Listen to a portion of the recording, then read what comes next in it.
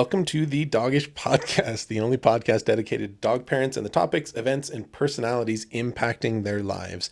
My name is Jasen Arias, founder of Forever USA, the dog photography experience, and my giggly co-host today, as always, Miss Sylvia Wess, certified dog mom trainer extraordinaire. I always butcher this.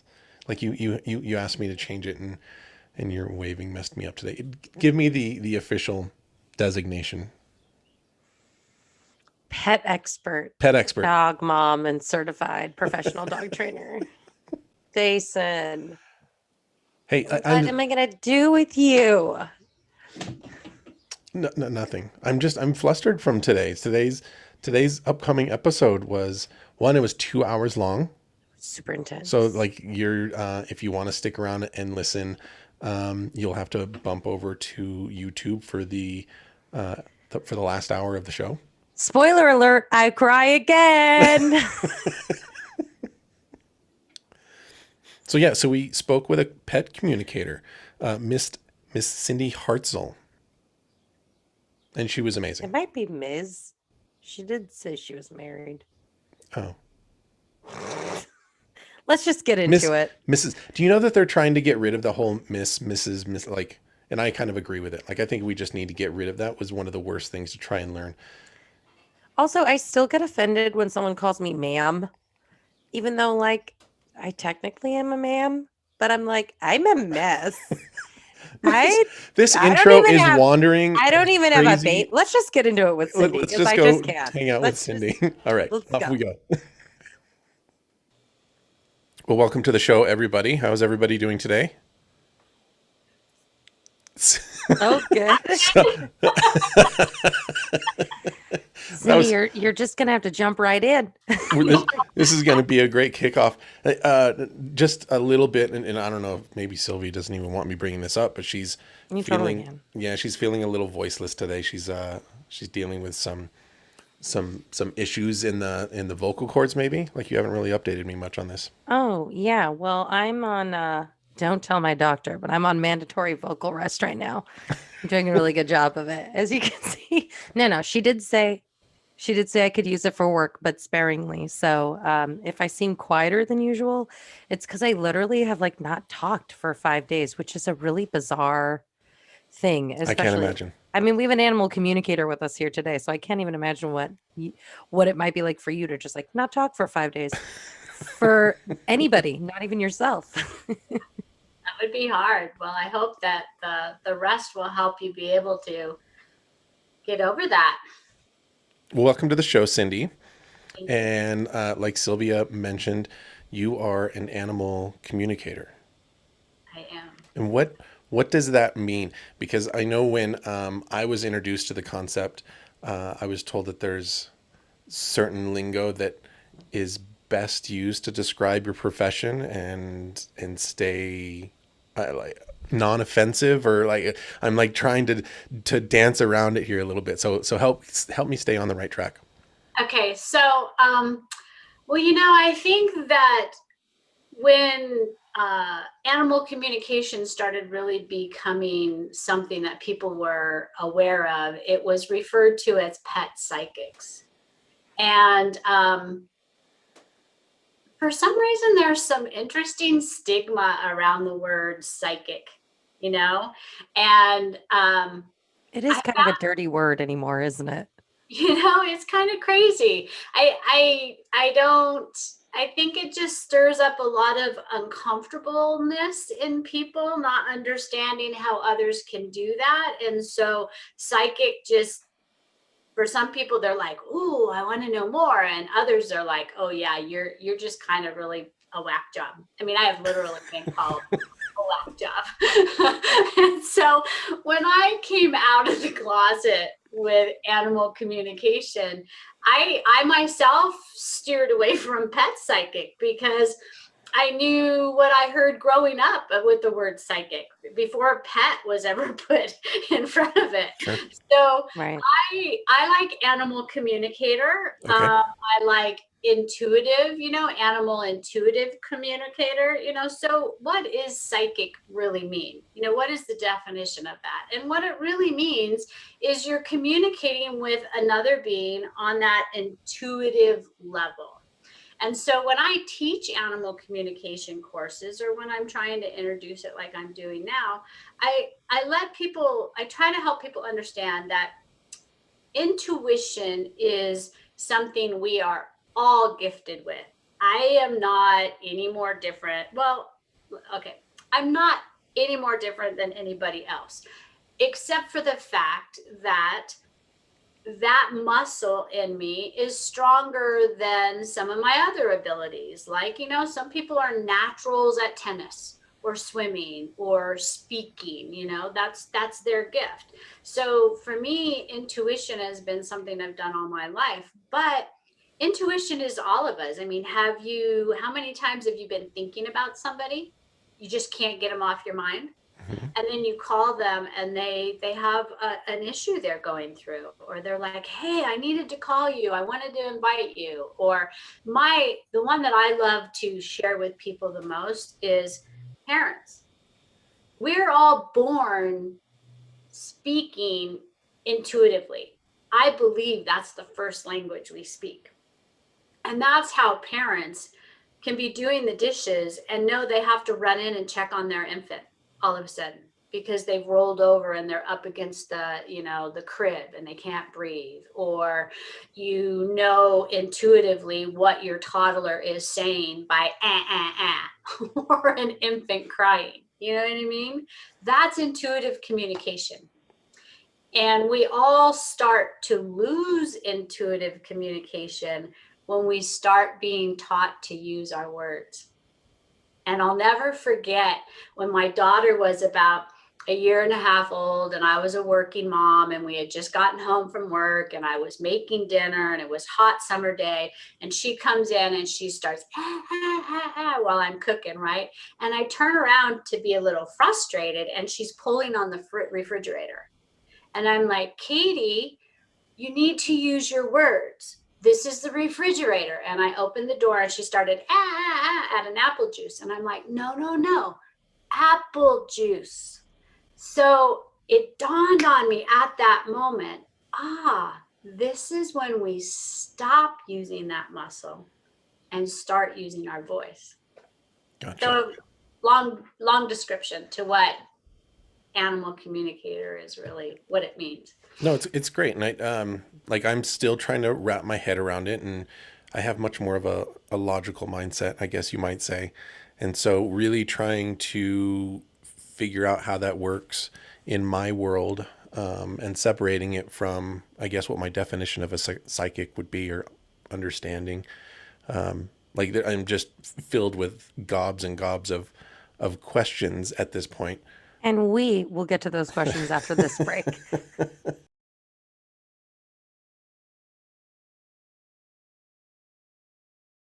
All right, we're back.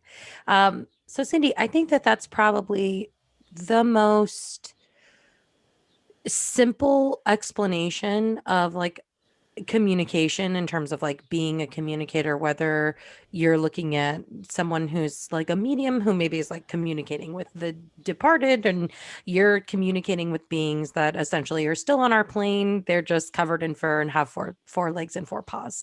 So, but I think that just speaking to the fact that like we all have this innate intuition to understand even one another as animals, which we are, even without language, I think is a really kind of a great way to set this up, and has really changed the way I kind of think about it, because I'm, as much as I like to think of myself as being spiritual, I have a challenge with the idea of like animal communication. It's the way you've described it. I'm like, oh, well, of course it's just a different communication. I mean, I understand dog body language as a dog trainer. It's something that I learned.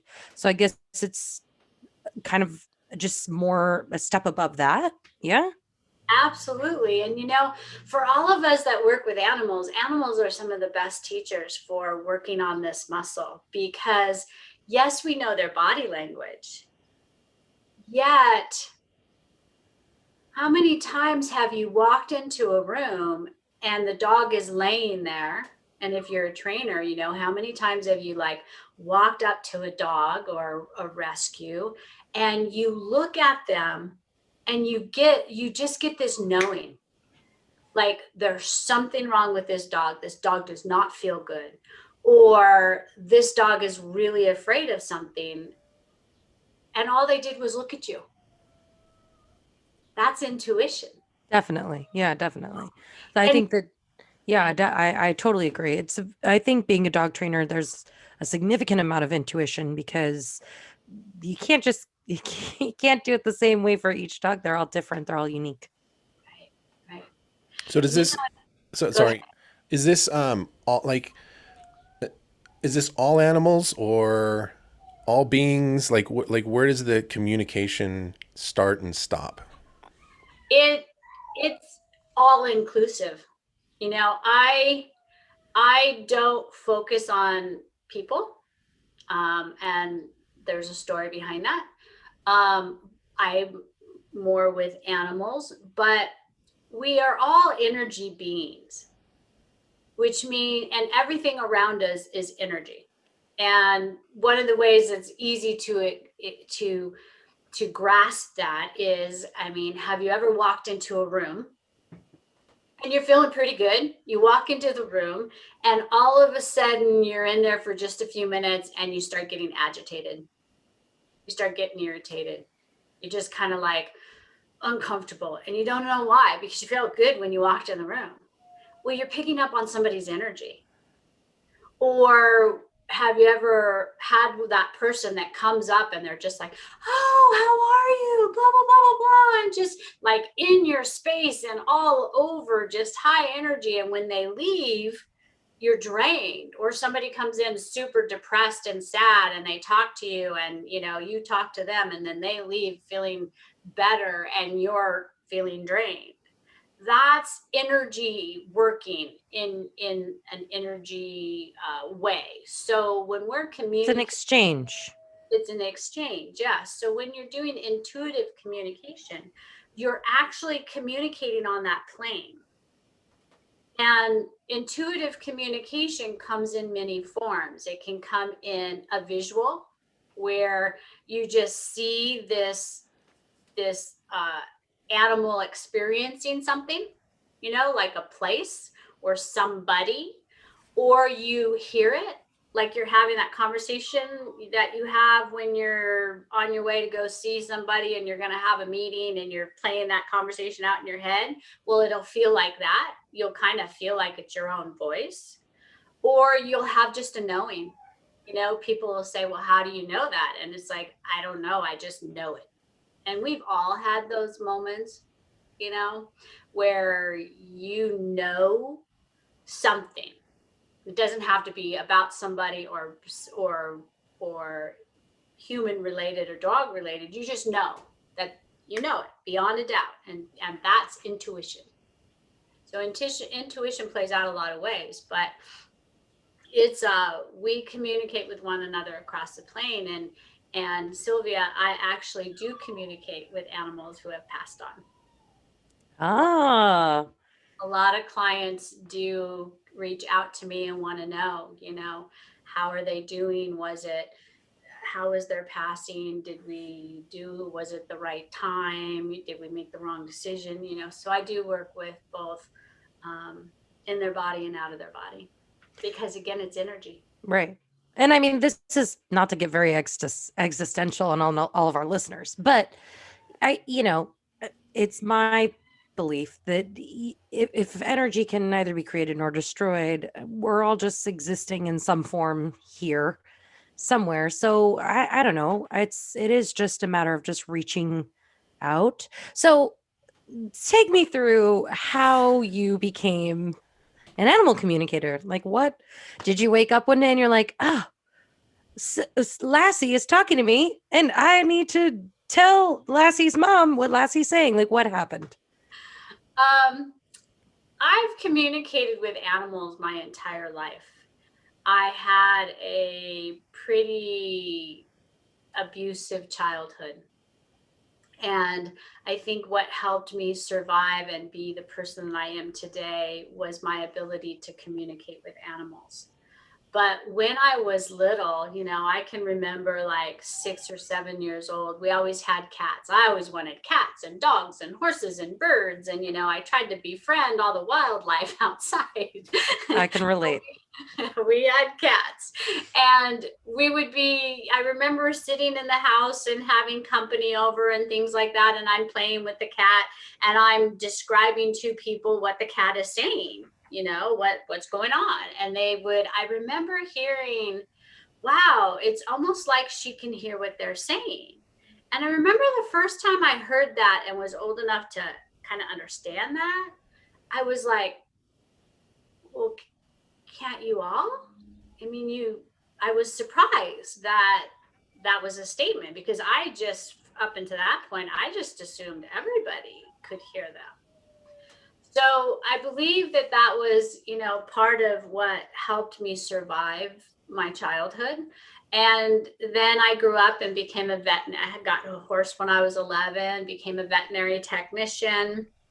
And I was always able to work with animals that others couldn't work with, and be able to give them minimal chemical restraint, and help alleviate their fear. And then I had a client, I was shaving her little mini ponies up in Truckee, California. And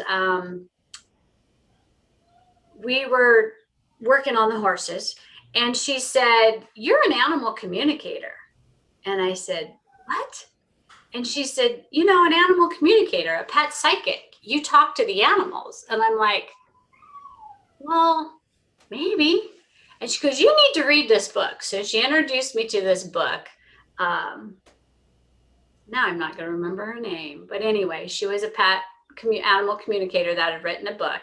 And I got it and started reading it. And I was like, oh my God, this is really a thing. There's actually other people out there that do this.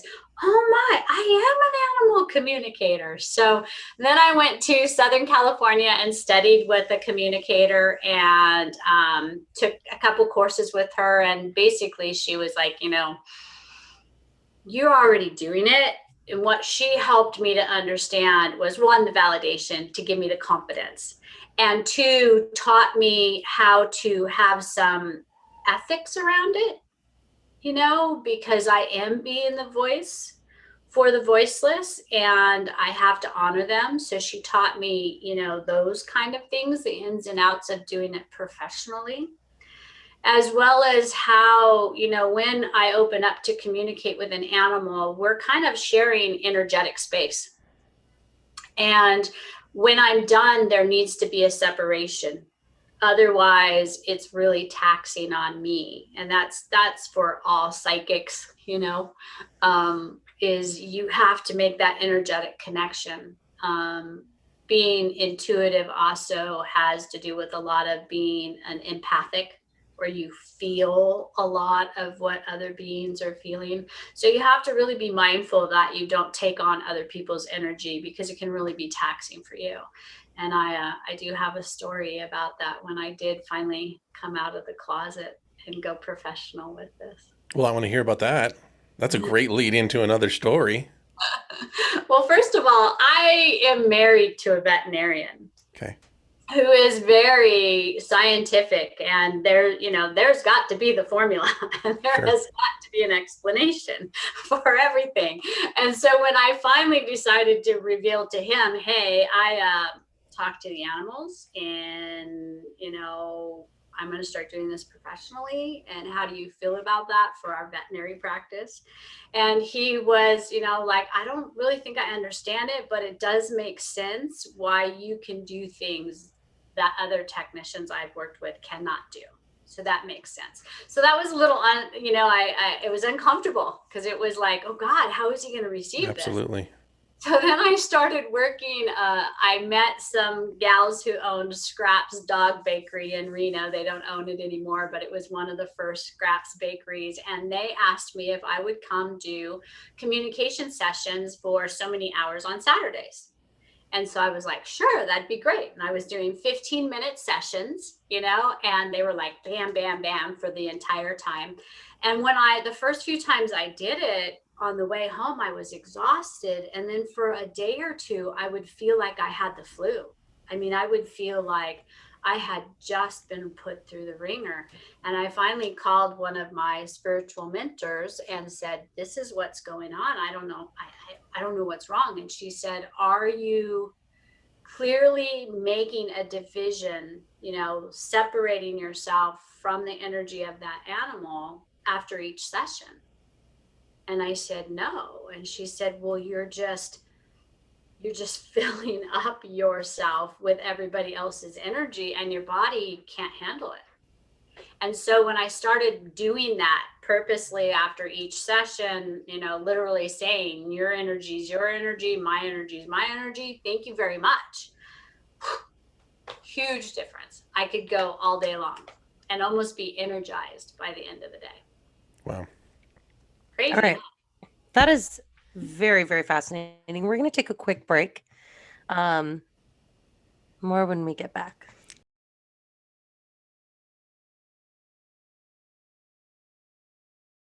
We're back. Okay, perfect. So I think Sylvia knows, and I'm assuming you remember, Cindy. We were introduced to you because of a dog that was introduced to us during one of our show recordings named Lucy. And I know that Christy and Heather came and spent some time with you, and you shared a lot with them about Lucy. I think one of the things that I was really fascinated about was the amount of detail that you were able to share, like even that her owner would come and visit her still and all of these things.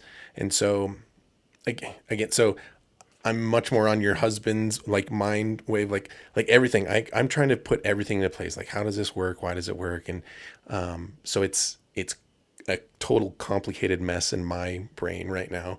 And there's all these questions that I want to ask, and I don't want any of them to ever be like, they're coming from a bit of skepticism, but mostly from a lack of understanding. Right. And so there's things that like I want to ask, but I'm not trying to be offensive by any means. Like, for example, like how would you be able to know anything about a dog that has been with us, but you're not even spending time with them? Because that sounds like it's possible to do that as well. Right. So for your little Lucy, we'll use her as the example. I did that communication session over the phone and had never met her. But the way that this happens, and again, I'm going to loosely touch on, it's all energy, right?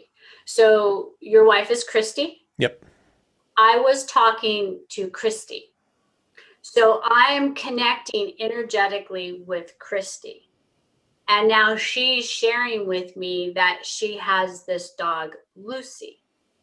Now, I could want to know, what does she look like, and this and that and the other thing. But the more that I do this, the more that doesn't matter. What I'm doing is I want to know her from the inside out. So once I connect in with Christy, and this is how I work with people, is I connect in with Christy, and then through Christy's being in your environment, I'm able to connect in with Lucy. Now, what's interesting about animals is when they find somebody that actually can hear them, they have a lot to say, most of them. I mean, I have talked to some animals, or tried to talk to some animals, that will flat out say, I'm not talking. But with Lucy, it was easy for me to check in with her. Now, I could get a feeling of your environment, but I couldn't see your environment in detail.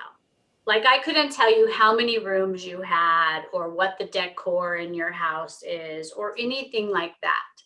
What I could get a feel for was a house in a neighborhood with a backyard that had, if I remember right, two like accesses from either side of the house.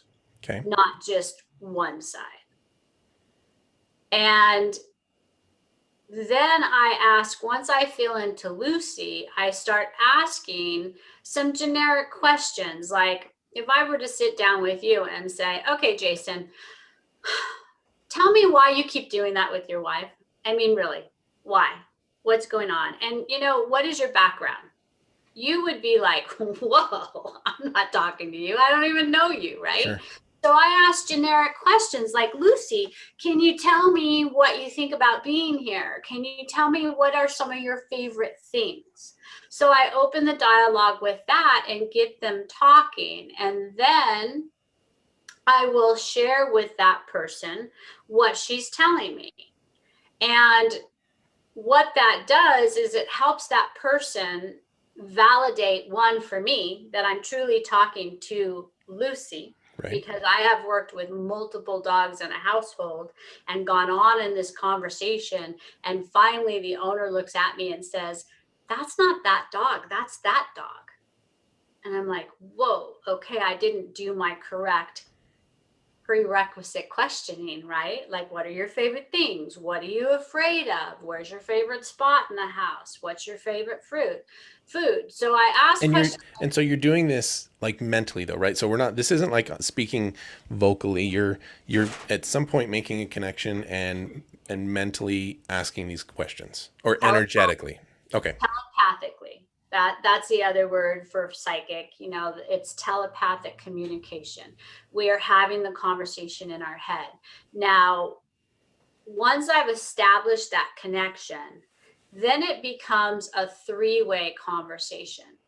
So the person asks me a question, I will quietly ask the animal, and then I will speak out loud what I'm getting, and that's evolved over the years. When I first started, I did it entirely different, but now it's like I'm the mediator. The dog speaks dog and the human speaks human, and they don't know how to communicate. So I come in because I speak both languages.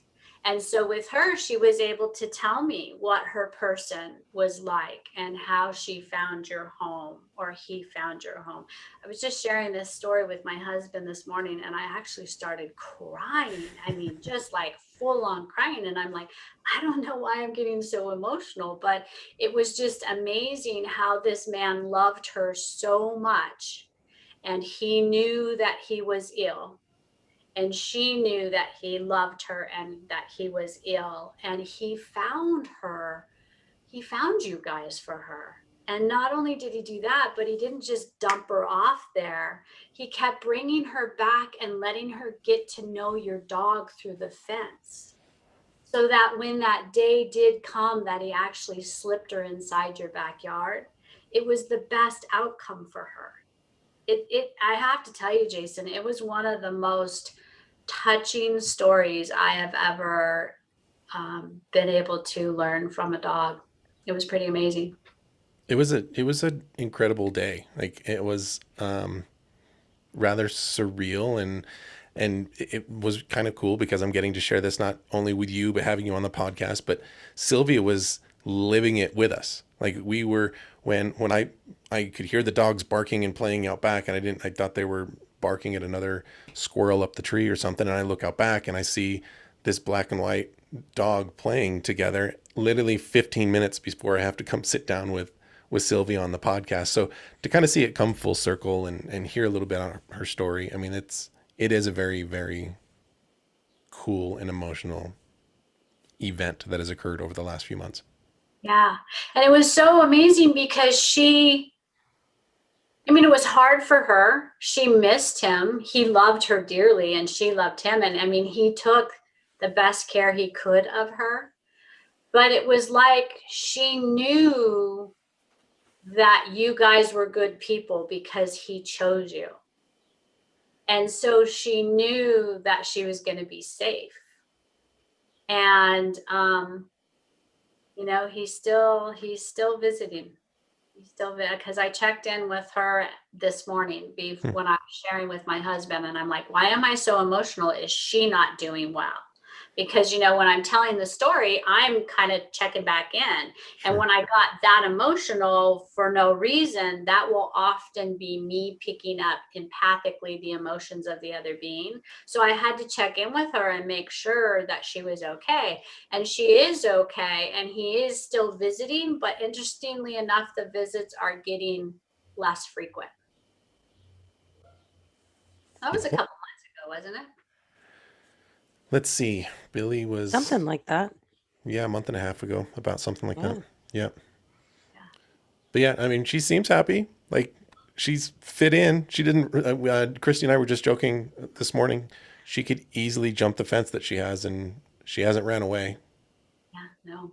Which Sylvia, I mean, you should even recognize working with new dogs that they tend not to want to like when you bring a rescue dog home, they're a little bit harder to keep at the Yeah, house because they they're have a little actively bit. trying to get to where Yeah, they're. Yeah. fight or flight is normal. And Lucy's never had that. She's always been perfectly happy and stayed here. That's because she knew she was coming there, Jason. Yes. Why don't you listen to Cindy? I am I'm so listening to sorry. Cindy. I'm so sorry, Cindy. Jason has a really hard time listening. That's okay. That's okay. I'm hoping that by the end of this conversation that Jason will have a little bit more of an open feel to this.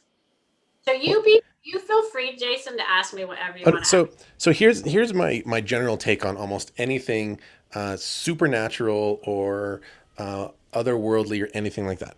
I don't believe that we have a understanding of hardly anything in the universe. There's so many things outside of our world. Like we tend to think that we're so smart and we have all this stuff figured out. But like I think we have just a fraction of sand on this earth like figured out. We don't know anything. But then I do believe that we take we take that fraction of sand and use that to interpret all of these things that we don't understand. Mm-hmm. So that's the place that I come from. It's not from a lack of believing in the unexplainable. It's the lack of believing that we have enough information in us to explain the unexplainable, if that makes sense. It does totally make sense, and that's an awesome place to be. That's better than being totally shut down to if it doesn't have a formula and it can't actually be proven in a lab or scientifically, then it doesn't exist. I think over the last 15 years, as quantum physics has really begun to become more known and understood, it really is broadening us. But I agree with you. We think we're the wisest species, but look at our behavior based on some of the other species. We, in my opinion, as adults, we're wise. Some of us are wiser than others. We're intelligent, some more intelligent than others. But I think in the bigger scheme of things, we're still infants. We still don't really understand the magnitude of what we're living in, and I think personally, I feel like animals are here to help us, show us the way, if we're willing to listen. And I totally agree. with I think, what, Jason and I agreeing on something? We better take a break before something happens. Yeah, that's kind of funny. Well, I catch a lot of flack for not being, I don't even know what the right word is, but it's just fluffy around the spiritual stuff. But I think that as a human race, we personify things that we don't understand far too often.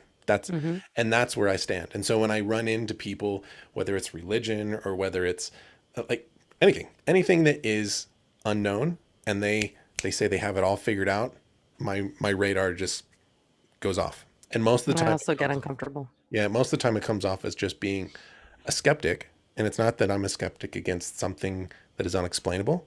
I'm a skeptic against the explained.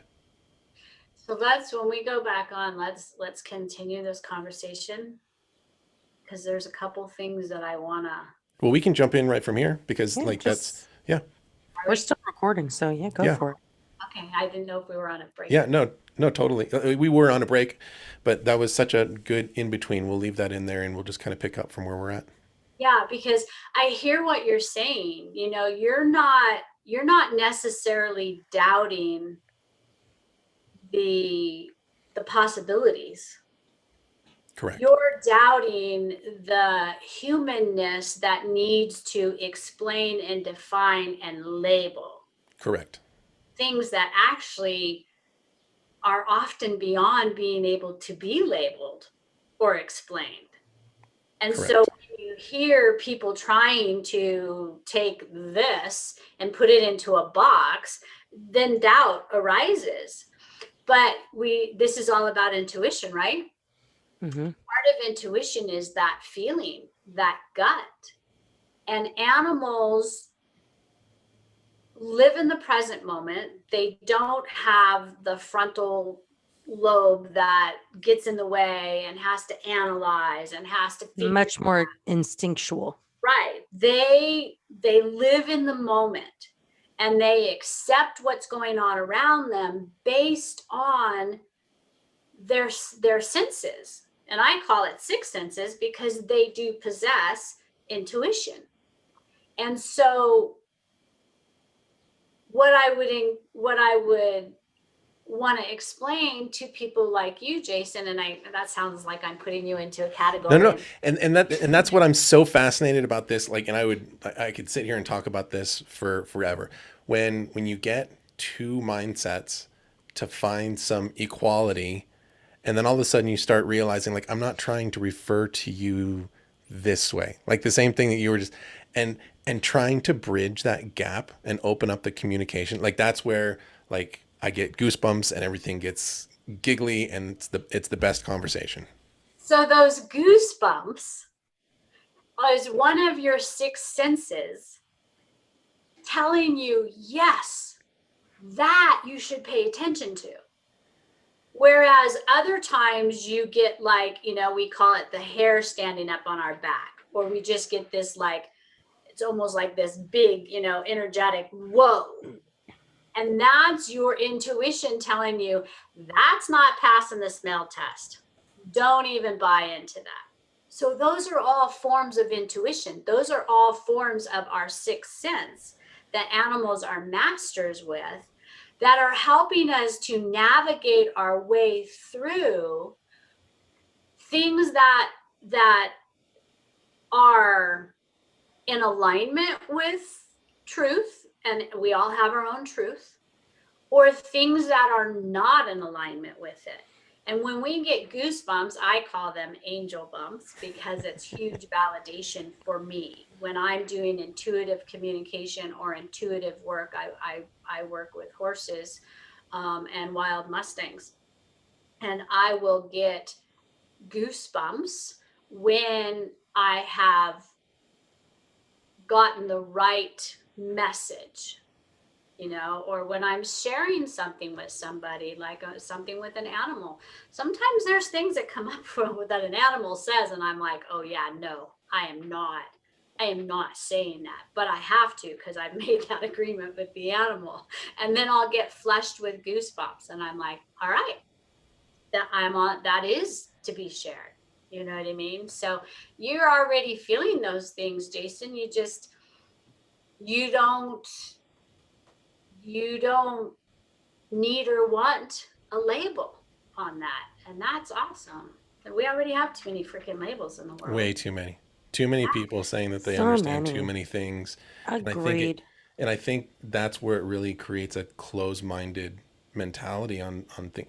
And I got to be honest, that's a hard concept to explain to a lot of people when you say, no, I don't believe the way you believe, because frankly, sometimes I feel like I'm more open-minded. Like I think there's more beyond what you're saying or what you're thinking, or like all of this, whatever it is. And I'm not even talking about just this one conversation, but people get so hooked into their dedication to a belief, and they don't want to let that go. So even if that belief is supernatural, like moving on beyond that. Sorry, I could ramble on this for forever. This is your podcast, but not mine. Also, I mean, like, who's to define what is supernatural at this point? Sure. You know what I mean? It's like it all is in a sense, quantum physics is to me, basically the supernatural, because it's beyond my comprehension of what I understand to be, because just my education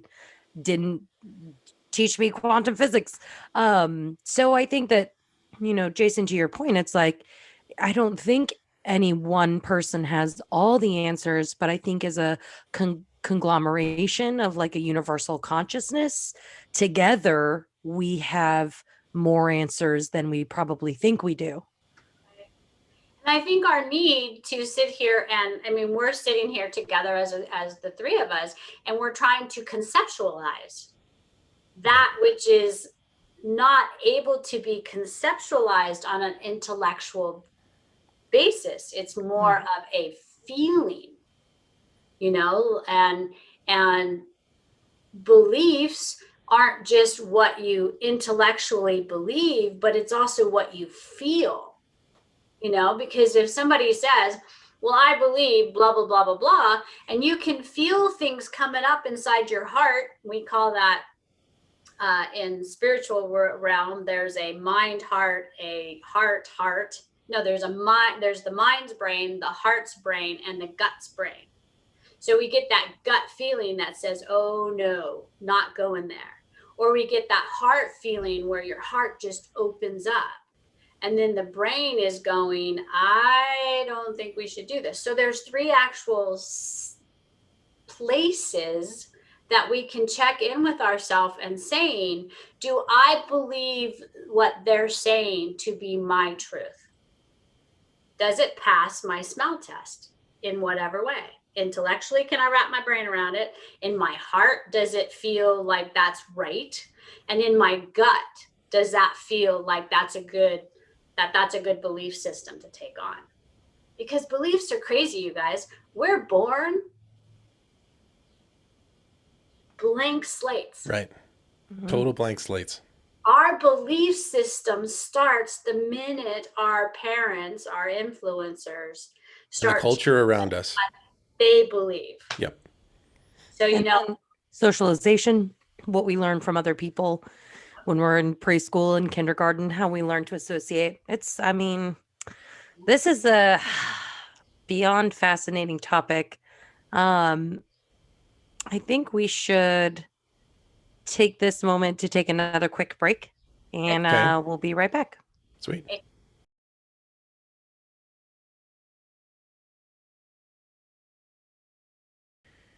All right. So, believe it or not, as we're expounding upon the crux of the universe, I suppose you could say, we have managed to come to the end of our show and barely talked at all about dogs, which is so interesting. Who knew we would decode the whole universe on the Dogish podcast? Listen, we tackled the difficult subjects, but Cindy, if you've had the pleasure of hearing one of our episodes, then you know that we end our show in a very, very special way. So, Jason, it's your time to shine, sir. Well, and let me just sneak this in a little bit, because what we're also going to do, we'll do the dog dad joke here, and then we're going to sit and talk with Cindy a little bit more and just kind of expand on this. So if you're on the YouTube channel, you can hop over. If you're not on the YouTube channel, you can hop over and finish listening to the show there. Otherwise, you're going to miss out on some awesome stuff. Okay, you guys ready for a dog dad joke?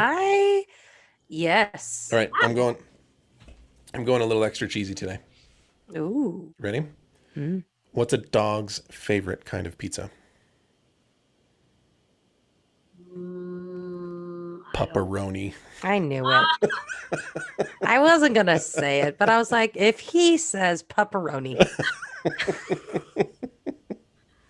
That should have been pretty easy to guess. But I said it was my cheesy. brain immediately, I was like, pepperoni. And then I was like, he's not going to. It's got to be more clever. Pepperoni it is. And also, I also love that you said I'm going extra cheesy today. Like, really? I tried to give you guys some hints. Was the pun intended? Yes, it was. Very much so. All right. So this is going to wrap up our podcast on air portion of the show. As Jason said, you can hop on over to our YouTube channel and check or the out website. It'll be just directly on all of it, Dogish or Podcast. at dogishpodcast.com and watch the rest of this conversation that we're about to dive into with Cindy. It's about to go down. All right. Hey, this is the first time we've done this. Ever. Okay.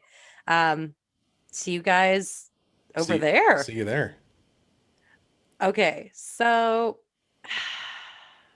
Let me ask you this, Cindy. Like with yes, you kind of please. leading the topic, what is something that you really wish people understood different? Like we've broken into a lot of that already. We've broken into, it's not so much psychic, it's communication at an energy Okay, wait, level. hold on.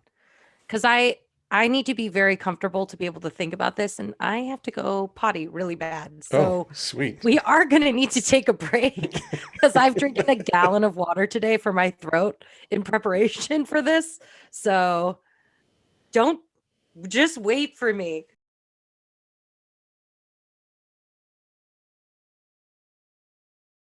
So Christy was telling me about your guys's RV adventures, Hmm. and and tell me a little bit more about that. I mean, what I thought she said was that you guys have this RV and you like traveled around the United States Yep, interviewing people who had adopted rescue dogs. correct. Yeah. So in June of 2019, we went on a 3-month tour, and we started literally in Sacramento, went down to Los Angeles, which is where we met Sylvia, and made our way all the way up to Upper New York, and made our way back. And the whole mission was just to stop and talk to people, and learn how rescue dogs had made an impact in their lives, Okay.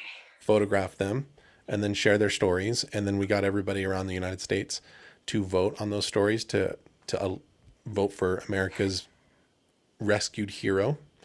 And by the end of that, we had reached all 7 continents and over 40,000 people in just 7 days of that particular voting. So That's all amazing. those people were reading the stories, and that's one of the things that's been really important for us as the brand of Forever, was trying to dismantle this stigma. We've talked about stigmas today of rescue dogs. And one of the things that we learned quickly on the tour, and even a little bit before, we just didn't realize how deep it was, is that most of the time when people want to talk about their rescue dogs in particular, they want to share about these horrific conditions that they came from. And no matter what it is that you're into, if you said, oh, this came from this really bad place and was beat up and tortured and abused and blah, blah, that doesn't make you want that. What makes you want that is the outcome, the positive stories, the impacts that they've had on your lives, and not to just focus, but we're such a look at the crash culture as we're driving by, that we want to lead with these horrific stories, and the more horrific story, the more link clicks you're going to get, and the bigger the Instagram profiles.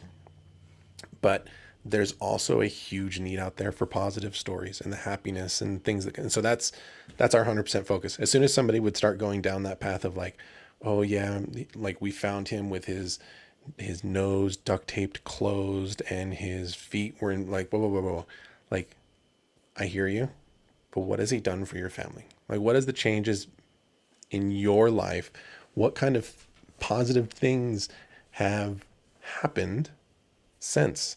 And then that's a totally different story. And those are the things that I think inspire people to go out and adopt. I agree. And you know what? This is gonna go really nicely into, you asked before our break, what do I want people to know?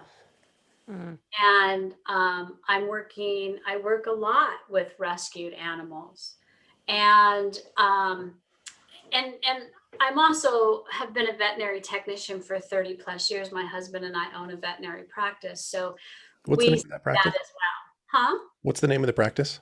Critter Care Mobile Veterinary Clinic. Okay. We started in 1999 in Truckee, and then in 2014 we moved to Genoa, Nevada, but we still service that area. Cool. So, and we see that a lot in our practice. It's a rescue dog, and he had this and he had that, and the cat was so abused. And I think there's something psychologically that helps people feel good about what they've done, Mm-hmm. which they should. You know, it takes a lot to bring a pet into your life, and especially one who has history.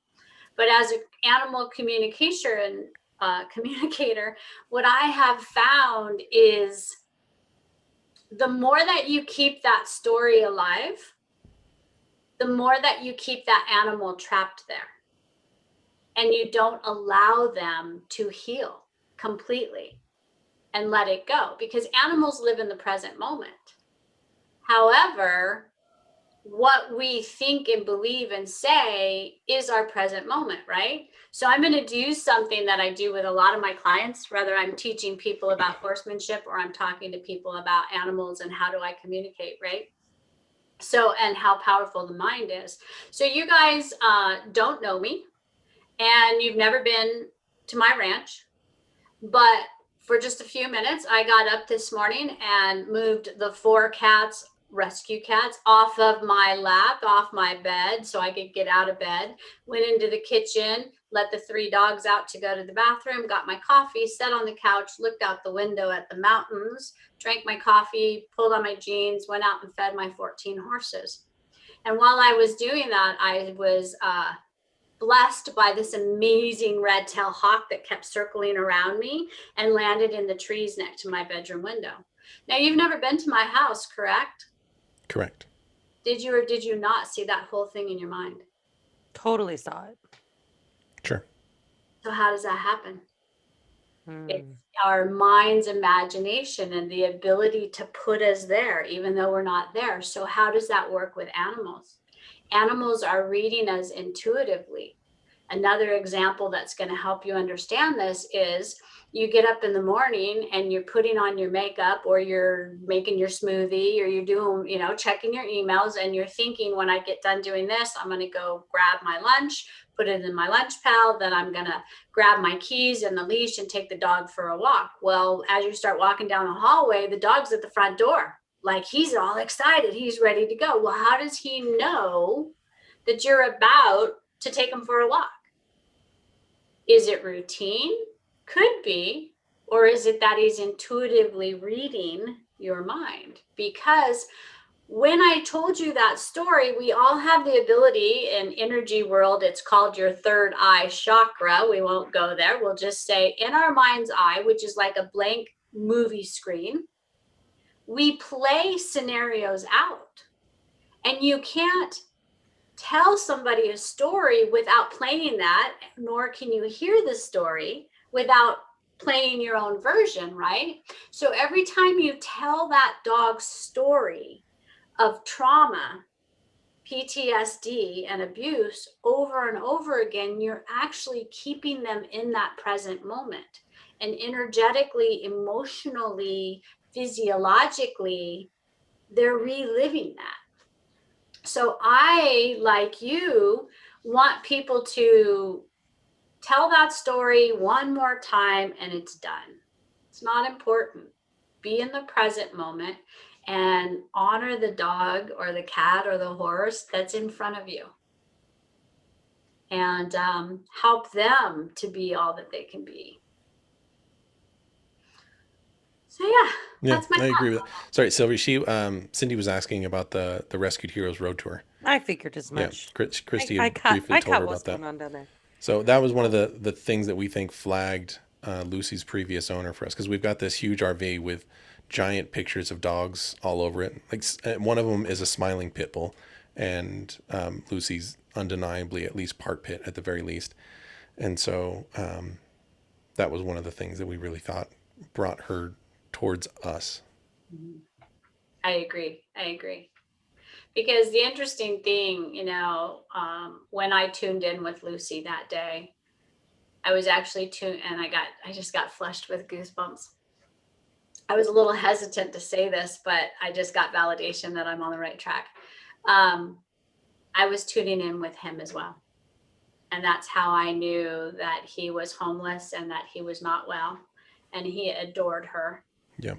And he knew that he had to do what he could do for her before he could no longer do it. So, and your big billboard helped him. So you guys want to hear a funny story before if we need to go, this can be my closing story. Oh, I had another. Sylvia.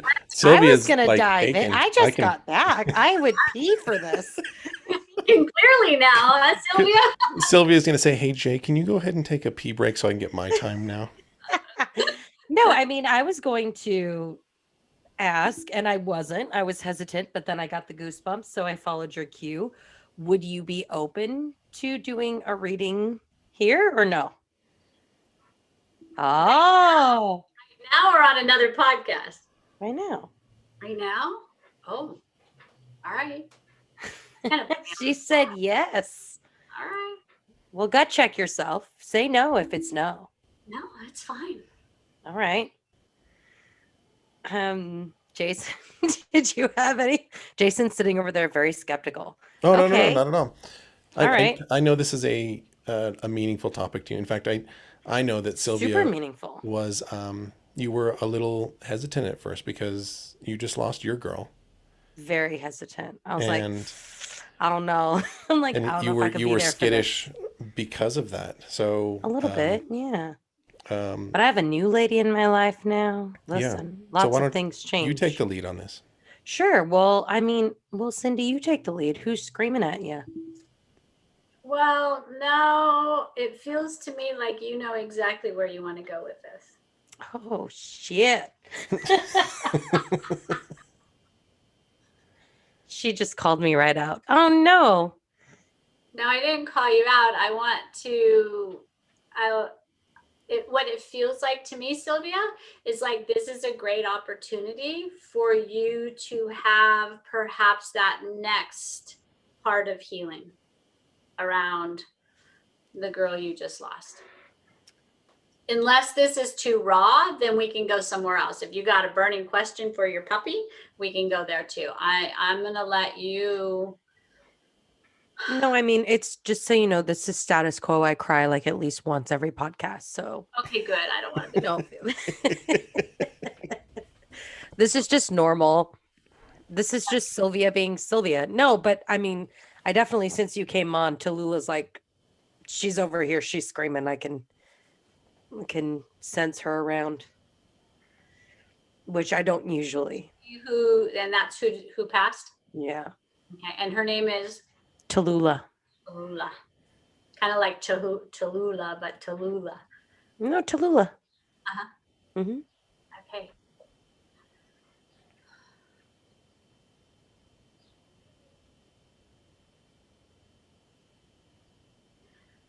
So as I'm checking in with her, first thing she wants me to share with you is that she approves of the squirt. And she calls her a squirt because she's just kind of squirty in her behavior, not like squirty dog, just kind of like, you guys hear squirt and we all have our definition of what that is. That's the little kid that's, fun and serious, but lovable and compassionate and energetic and outgoing. And so she approves of the squirt. Perfect definition of Juniper, by the way. Just absolutely hot mess. That if you guys follow me on Instagram, you've seen Juniper. She really is just a squirt.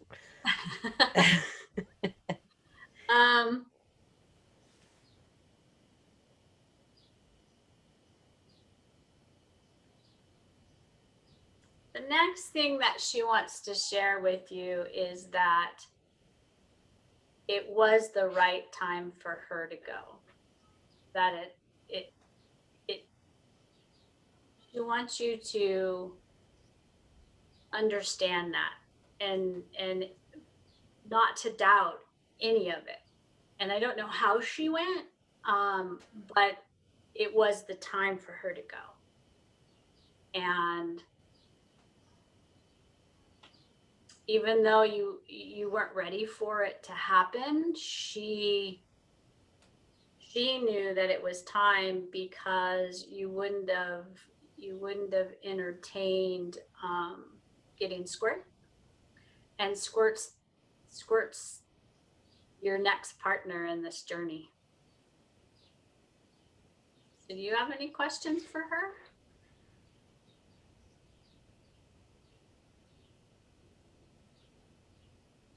No.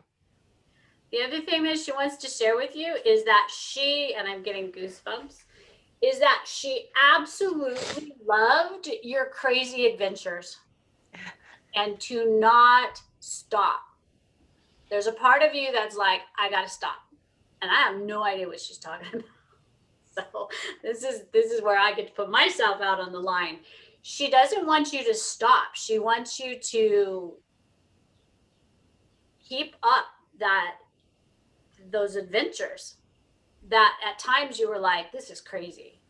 This is crazy. And she's like, no, live crazy, do crazy.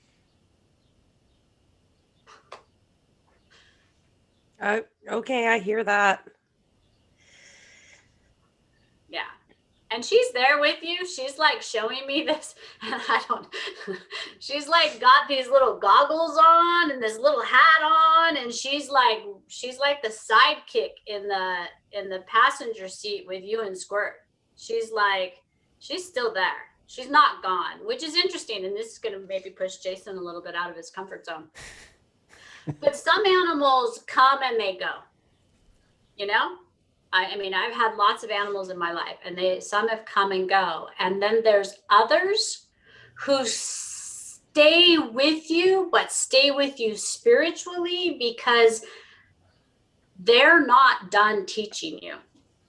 And so part of their job is to expand you spiritually. And what does spiritually mean? It just means being able to have wisdom and still maintain yourself emotionally in this physical realm. So she's not, even though she's gone in physical form, Sylvia, she's not gone. And she's actually helping you with Squirt. I was just going to ask you that. I was just going to say, is she teaching her things? She's helping her. Go ahead. Truly, as a dog trainer, my puppy is 5 months old. My husband and I have had countless 5-month-old puppies come through our house, and we look at our puppy and we're like, this is not normal. There's what is happening with this dog. Like, she's weirdly perfect, but still going through all of her like growth development things. Like, she's going through a fear imprint period right now. So everything's really scary to her, which is normal for this age. But then other things she's doing are not normal. And they're very, very indicative of Tallulah's behavior, where we look at her and we go, God, you're just like her. And my husband is convinced that she is Tallulah. And I'm like, I don't think so. I just think that Tallulah's hanging around, giving her orders on how to be. She's mentoring her. And it's fun that you say that, because I was about to say, just for the fun of it,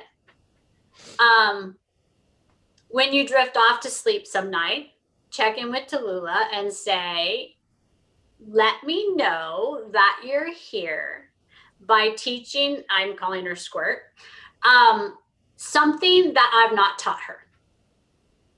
And see what I'm going to do that. Yeah, it's fun because that, and I can't wait to, and when you finally share it with Jasen, you got to kind of be like videoing it because I want to see his reaction. Well, we'll bring you back on the show. Oh, cool. Yeah, totally.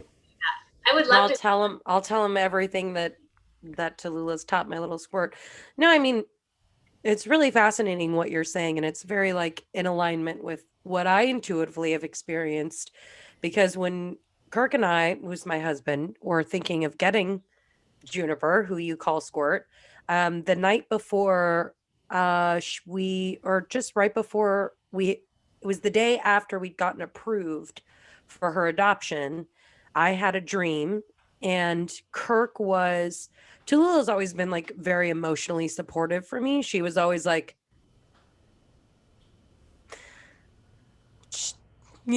my partner in crime, as you say.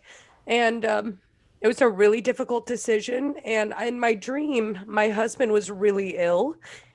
And I went to the hospital to be with him. And the doctor looked at me and she said, oh, you can't be here. You're not well. And I said, what do you mean I'm not well? She said, you're not well. You need support. You need help.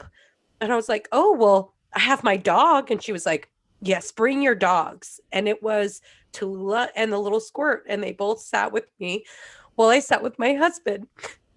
And that was the day after we we decided we were going to adopt her. So that was a pretty strong, that was her letting you know she approved. totally. That was like her green light. And we woke up the next morning actually, and we have this like smart lamp in our living room, and the app hadn't been working on my phone or my husband's phone. We were trying to turn it on the day Tallulah, because it happened very quickly. Like she passed, and then I just started submitting applications thinking I would be on a waiting list, and then I got approved immediately.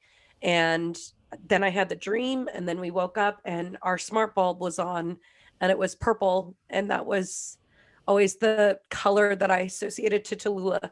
So yeah, it was so really weird. It was just really weird. All my friends know the story. Sorry you don't know the story yet, Jason. I know, this is the Guess first you're not time really for my me. friend. Thanks. We're just work acquaintances. We're not that close. Right. No, but yeah. So I mean, I don't think that anything you're saying is off the, you know, she's a smart girl. Little codependent of mommy, but that's good because I'm codependent of her. It's good she's still around. Yeah, no, she's there's animals that come into our life for a while, and there's animals that come to stay. I have a couple with me that will be with me probably forever. Yeah. I mean, what is it? Once you die, is that gone or is it over? Uh-oh, here we go. We could go. Uh-oh. Jason. No, we won't go there. But okay, you guys want to hear a fun story? Yeah, let's hear it. Yes. Now, when I first started doing my animal communication at Scraps Bakery back in 2004, and I was doing those Saturdays, and it was 15-minute slots, and so it was the last 15 minutes, and in came a couple with these two little dogs, and I'm trying to remember what they were. I don't think they were whippets. They were an unusual breed, probably about that 30 to 40 pound. Not everybody has them, but they had two. And they both sat down with the dogs kind of in between them. And you could just feel his vibe, like, I cannot believe we're even doing this. And so she sits down, and I kind of tune in with each one, and I describe things that they like to do and don't like to do. And she was like, yes, yes, yes. And he was just kind of like, and it was creating a lot of doubt in me just reading his body language, because she was agreeing that everything she was like validating what I was saying, but he was looking at me like, oh, you're just a whack job. He's not the one that called me that, but that was the feel. And so we're asking, I talked with the first one and everything was great. And then I talked to the second one. And while I was talking to the first one, the second one kept saying, can I have more cottage cheese, please? Can I have more cottage cheese, please? And I'm like, just trying to put it out of my mind. So I start talking to this dog, and there's like 5 questions, and he answers each question. I share it with the people, and the guy's kind of like, oh yeah, that's right. Okay. And then, but after every answer, he would say, can I have more cottage cheese, please? And so at the end of every communication session, I always ask the animal if there's something they want to say to the person, because that's, they've been gracious in answering all these questions. It's their turn. So I asked this dog, is there anything you'd like to say? And he's like, please tell them I would like more cottage cheese, please. And I thought to myself, oh, heck no, I am not saying this. And then the little voice, said, you have made a commitment to this animal. You asked him. And I said, the last thing your dog wants me to say is, can he please have more cottage cheese, please? And the guy's eyes went wide, his mouth dropped, his wife snapped a look at him, and he's like, okay, I believe you. And she's like, tell her. And he goes, I told her 4 days ago we had to stop giving the dogs cottage cheese because it wasn't in our budget. We're going to get cottage cheese after we leave here. And I was like, oh, it was a huge lesson for me to not doubt, not get my intellectual thinking part of my being in there and just let it flow. So yeah. I think that's one of the most confusing things as a human, and this has been something that's just been popping up and during this conversation is trying to really discern the difference between trained fears and intuition. And like I still have to this day not figured out how to separate the two, like which one is a fight or flight and which one is just like quit being afraid of things. Like this is like a lot of times, especially as an entrepreneur, and like what you were just talking about with this, the cottage cheese is letting go of that fear of being wrong to make that jump, and what a big difference that made in your life. But we deal with this all the time, right? Whether it's Sylvia being afraid to ask about Tallulah and holding back on that, or I mean, any number of things. Like Sylvia, you and I talked for a long time about starting this podcast before we finally just took the jump. Or we actually just did it. Did it. It took a pandemic for us to be like, well, nothing else to do. Got nothing else going on. You wanted to finally do that podcast we've been talking about, you know? So yeah. So you guys want to do something fun? Yeah. Heck yeah. So I'm going to ask you both to close your eyes. Okay. Okay. Take 3 really deep breaths. And when I say deep breaths, make your belly expand out as you breathe in. And as you exhale all of that air, let your whole body relax. So there's 1. Take 1 more. Out. And then 1 last deep breath. And as you settle down and letting that air out, just kind of focus on that space between your rib cage and your heart area. And just notice whatever sensations might be there right now. Just notice. Don't think about them. Just notice. Now, I want you to silently say to yourselves that you are going to ask a question that about something you should do that you should not do. Just ask yourself that question. And then notice what you feel in that area. Or do you feel more in your head? Like, do you feel pressure? Do you feel what do you feel?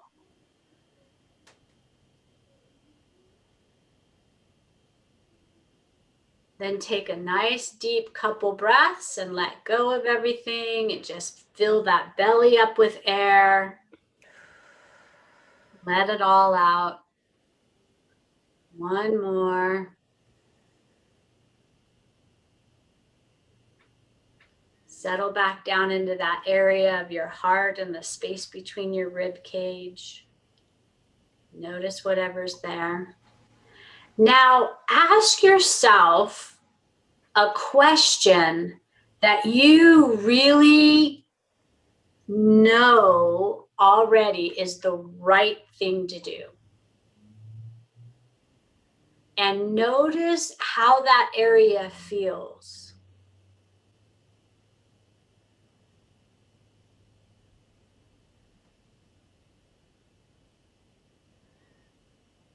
Don't try to analyze it, just observe it. And when you're done and you get a good sense of that, go ahead and open your eyes.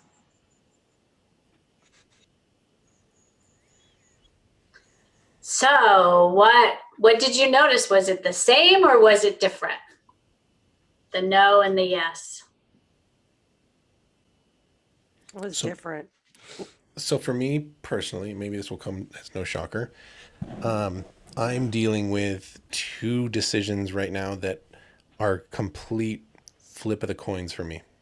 Okay. and like they're sitting top of the head. And I haven't even talked to Sylvia about this yet, but so we're probably, as of right now, we're shutting down the studio in Reno, Nevada. So we're going to close the photography studio in Reno, Nevada, and I'm going to go back to taking a some kind of full time position with some of my skill sets just to kind of fill things in. And we're trying to like figure that out, like knowing whether that's the right decision. I could sit here and for the next 30 minutes tell you why it's the right decision to do either one of those. And I could sit here for the next 30 minutes and say why it's the wrong decision. And so there's like, I have no direction on that other than just trying and seeing what works out. So did you ask that, any of that, was that part of your questioning that you asked or Well, no? that's too complicated of a question for me. like, like the so to say the decision is wrong to go back to work, or is it right to go back to work? Like, so the way it was phrased and the way that I was hearing it was, think of something that you know you should not be doing and how that feels. And I don't have anything in my life right now that I know I should not be doing, other than like super obvious things like, hey, should I go out and do some heroin right now? Like that's not, that's not what it is. But if I'm things that truly are meaningful to me, Uh-huh. I don't have anything in my life right now that's a strong no, Okay. or a strong yes that's other than the same kind of things. Like, I've always, Kristen and I've talked about that before. I've always felt particularly fortunate that we don't have a lot of that in our life. We don't have these crisis decisions to be making. We're very happy with, like, I'm so fortunate to have the problems that I have. Like, that's how I look at almost everything in my world, is that there's so many people out there that would absolutely kill to have the issues that I have in my life. And so I really struggle feeling any kind of guilt over having to make those decisions or have those problems. So when you think about going and getting employment elsewhere using your skills, when you sit and think about that, what kind of things do you feel inside your body?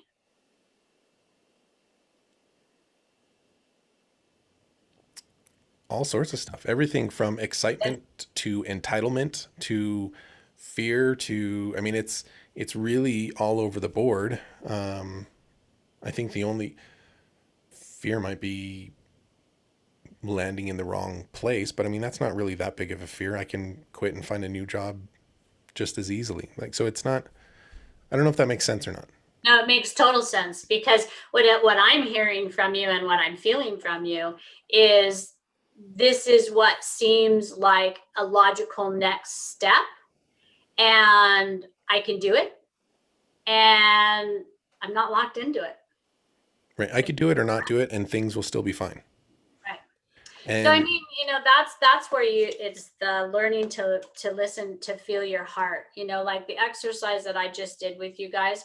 When I'm looking for if something is right or wrong to do, and I ask that question, if it's a no, I get all my attention goes to my head, and I actually literally feel like somebody's doing this. And when it's a yes, I feel it in my heart, and it may, in that area, and it may be butterflies, it may feel like a little anxiety, or it may just be like total expansion. But to me, that's my yes. So one of the other things you can do when you're quiet is ask your body to show you where its no resides.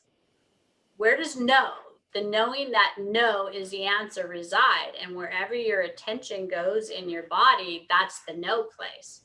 And then when you say, okay, show me where my yes is, and just allow, get out of your head, which is hard for people like Jasen and my husband, wherever your attention goes, that's your yes place. So then you can start literally checking in with your body, because when we're not doing the right thing, our body physically tells us. We get ulcers, we get headaches, we get aches, we get cancer, we sure. get a bunch of things. And when we're doing the right thing, our body just thrives. So anyway, that's really deep. No, again, I love all of this stuff. I know Sylvia So loves it too. accurate, though. Yeah. Yeah. I definitely love it. So what was it like for you, Sylvia? What did you get any cool things? Any insight or anything? No, I think I'm just still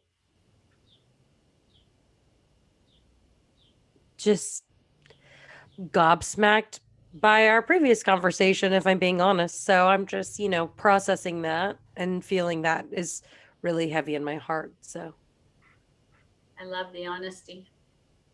I think that's the tough part. And this is another good example. And it's same, like back to the decision making that I'm trying to go through is our decisions best made at the onset of the decision. So when Christy and I just got back from traveling and, and we just decided like, I think it's time to close the Reno studio. Like it's not bouncing back the way things need to be. And at that time, it was the exact right decision. Everything made sense. And then once you take a step away from the problem or that particular moment, then all of a sudden you can start rationalizing things different or finding safety in different places and making it okay to either keep moving forward with it, which makes things very easy, or making it okay to like, okay, maybe I just need to tweak this. Like knee-jerk reactions, like I've never liked knee-jerk reactions, but sometimes they're right. Other times they're completely wrong. And trying to discern between the two, especially as an entrepreneur, is super difficult. Right. And that's that intuition, that Mm-hmm. gut, that gut brain. What's that saying? That was a question, Jason. Oh, is it? What is it saying? Oh, you're asking me? Yeah. Either one. I mean, like, we're just moving forward on both. So I'll put it out into the quote unquote universe and see what happens. And if it, I'm sorry. In the span that we've been on this call, has the universe been called something else? I don't know. The Milky Way galaxy no longer resides in the universe. Right. It resides in the sugar fluff. Well, we But kind of said that whole bowl Right. of energy, Right. And whatever kicks back the hardest, I'll avoid that and go down the easiest one. Again, I feel fortunate that I have that opportunity to do like we have so many things set in motion. This podcast is one of them. Like this podcast is doing great. It's taking on. I think we've got 3 more bookings that are coming through today of people that want to be on the show, and they're great guests like you, Cindy. Like that, I know that our listeners are going to geek out over this. Like they're going to just want to sit and listen and maybe even go back and find out more about it. Like it's a great topic, and it's actually really comforting to have something like that in my life right now, where I know it's like this is going to keep self-propelling itself. I just have to make sure that I keep on putting the effort and not have to. Like there's other areas of my life where if I stop, it stops. It's not pulling me along. It's not encouraging me. It's none of that kind of stuff. And this is the exact opposite of that. Like, I don't even know how I would get this to stop at this point. Excuse me, that right there, what you just described is intuitive knowing. If I stopped over there, it would stop moving. It doesn't mean it's okay. It doesn't bother me. But this is kind of self-perpetuating. It's fun. I am enjoying it. So that right there is kind of your knowing. And the other thing that stuck out to me, Jason, was you said you guys made the decision. And it was like, this is what we're doing. That is your intuitive guidance. That's your languaging right there. Sure. Yeah. Then as you set back and you have time, then that's when the intellectual says, okay, now let's really seriously run down this list of what ifs. Well, that's when you stop. That's the minute you stopped going, and you started going, I want that apple juice. Mm-hmm. And you started using your words to justify something that you already knew needed to happen. Sure. And, the other question that I love, and it's hard, but to ask myself, am I thinking about this and making this decision from a place of fear? Or am I making it from a place of, this is really where I want to go. I don't know how it's going to happen. I don't know what it's going to look like. And I don't even know if it's going to be sustainable, but it feels right versus, well, we need to do this because this isn't working and that's working and I could do this and I could do that. But what does your heart tell you? Does that make your heart sing? You know what makes your heart sing. I think doing this podcast probably how it makes your heart sing a little bit. Being out on your tour probably was a moment of making your heart sing. Well, You know, I had to drive the whole time, so I don't know about that. Yeah, I don't know, Cindy. 2 kids, 2 dogs, and 2 ladies in an RV for 3 months. Mm-mm. yeah. I don't know how much singing his heart was doing. Actually, it was a blast. Look at the memories and look at the lives that you Yeah, touched. it was amazing. No, we actually want to do it again someday. We're So being it's facetious. I believe that we're supposed to be living and creating heaven on earth in our own, what that means for each and every one of us. And if it doesn't make your heart sing and you don't get excited about getting out of bed to do it, then it's not what you should be doing. Yeah, Jason, you got to be living in your vortex, homie. And that doesn't mean that we don't get sucked in from the mundane things. I mean, that's life. But Sure. Commerce, communication, driving. you have your unique gift, Jason, and whatever way you choose to express it is the way, but make your choices not from fear. God, what happened to animal communication? Right. Bam. We were talking animal Bam, communication. bam, bam. I mean, we did. It's doggish. It's dog-ish. That's why we called the podcast Dog-ish. You know what would be fun, you guys? I'm just going to throw it out there at you. It would be fun sometimes to get together, like you guys do whatever you do behind the scenes, on gathering some people that would want to do a communication session, and we can do little mini things with communication sessions. That'd be rad. We could do that. Yeah. We could we could even give some of those away to or you want to do readings for dogs without homes, or do you want to do readings for listeners of the podcast? Ooh, you know what? Ooh. It would be fun to do for dogs without homes, because I just did a communication session last week or the week before with a rescue in Sacramento that does small dogs. And it was referred to me by Heather, which is how I met you guys. And she had I talked to 5 dogs, I think, but there were several that she wasn't sure if they were supposed to be adopted out or if they were supposed to keep them. And if they were supposed to be adopted out, what did they want? And it was really fun to find out, one dog wanted a person that was going to travel. They wanted to travel. They wanted to see the world. And then there was this other dog who wanted just a person who was just going to hang out at the house, that they could sit on their lap and they could take little, mini walks around the yard, around the neighborhood, but they just wanted to be a homebody. And so wouldn't it be fun to talk to some of these animals that haven't been adopted out and find out what's their ideal person? And then that rescue who's trying to adopt them out has a better idea of what kind of person they're looking for. Yeah, we could totally set that up. That could be fun. so fun. That would be awesome. That would be really fun. That'd be a fun way to give back to. Yeah, absolutely. It's all about paying it forward. We'll have to do that one live. Yeah. So we'll set up a time to do that live. I wonder if we could even do it as a Facebook live or an Instagram live type thing, Sylvia. Yeah, that'd be awesome. Yep. Yeah, that's for you guys to figure out behind the sines. Yeah, we'll do that, and we'll definitely connect again. Yeah, just find out a rescue that you guys support or work with, or or put it out there. That's another way that you could expand your reach.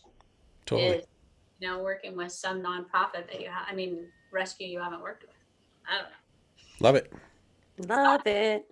Yeah. Love it. Love it. This has been Awesome. fun. Thank you, Okay. Cindy. This was awesome. You're Thank you very so much welcome. for coming on and putting up with me. No, I love it. Jason, you really weren't as bad as I thought you were going to be. I think you need to give yourself a little bit more credit. I'm a nice, respectful boy.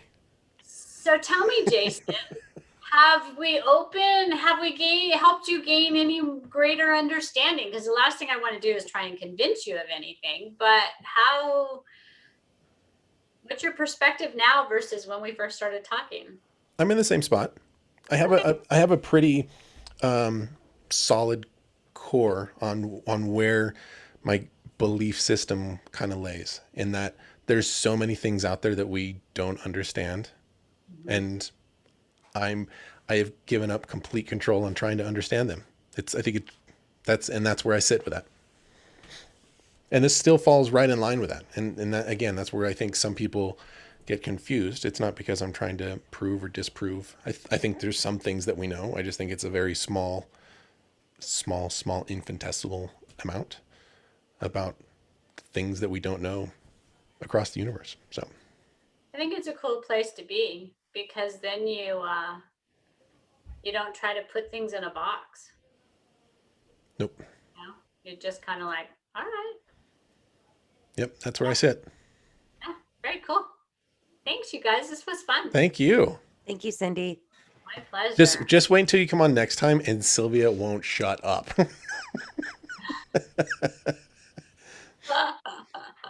when she gets it all warmed back up again. I know it. I see it. All righty. I'll look forward to it. Okay, we'll connect again soon, and we'll find a new time to have you come on again. Very good. Thank you, Awesome. guys. Thanks, Sylvia. We'll talk to you later. Bye, Take Cindy. care. Bye. Bye-bye. I want to thank all of you for joining us on today's podcast. This is at the 1 hour mark. If you didn't catch it before this, there's actually almost a whole nother 45 minutes after this. Sylvia takes a pee break and comes back to us talking about all sorts of crazy things. A lot of it has absolutely nothing to do with dogs, but you learn some things that are going on in Sylvia's life and my life. And I got a feeling that you guys would be able to even do a breathing exercise with us that we do. So anyways, make sure to check us out on social media. Make sure to check Cindy out over on her website. Check this out, Sylvia. She's giving 10% off a 1 hour session with her. I barely last 5 minutes with that woman. I was in pieces. Yeah. So So mention Dogish when you go over to heartsoulhorsemanship.com, and you can get an hour off of a session with Cindy and get your own reading like Sylvia's going to do here shortly. So I already did. This is the end of the podcast. Oh no, wait.